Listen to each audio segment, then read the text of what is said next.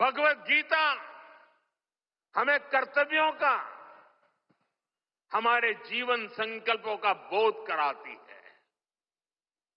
और इसी प्रेरणा से मैं आज आप सभी से कुछ संकल्पों का आग्रह भी करूंगा। ये आग्रह 9 संकल्प की तरह है जो हमारे वर्तमान और भविष्य के लिए बहुत आवश्यक है।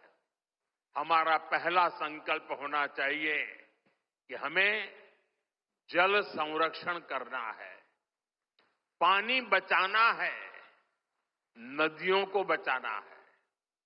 हमारा दूसरा संकल्प होना चाहिए कि हम पेड़ लगाएंगे।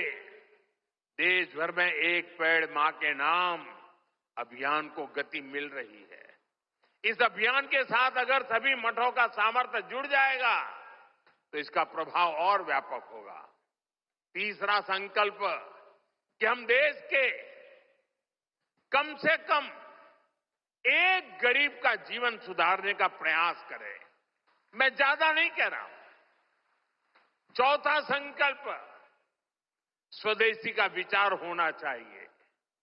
एक जिम्मेदार नागरिक के रूप में हम सब स्वदेशी को अपनाएं।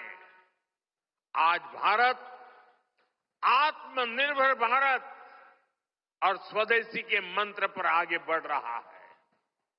हमारी अर्थव्यवस्था, हमारे उद्योग, हमारी टेक्नोलॉजी सब अपने पैरों पर मजबूती से खड़े हो रहे हैं। इसलिए हमें जोर शोर से कहना है, वोकल फॉर लोकल। 5वें संकल्प के रूप में हमें नेचुरल फार्मिंग को बढ़ावा देना है।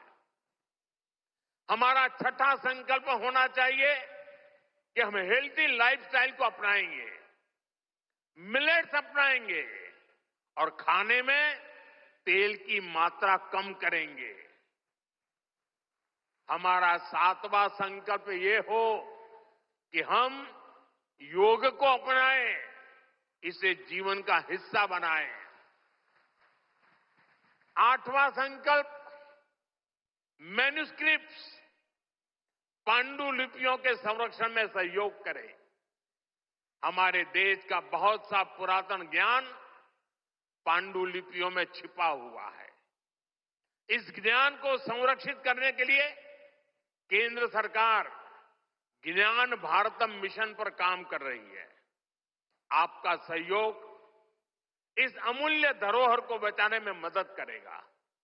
साथियों, आप 9वां संकल्प लें कि हम कम से कम देश के 25 ऐसे स्थानों का दर्शन करेंगे जो हमारी विरासत से जुड़े हैं।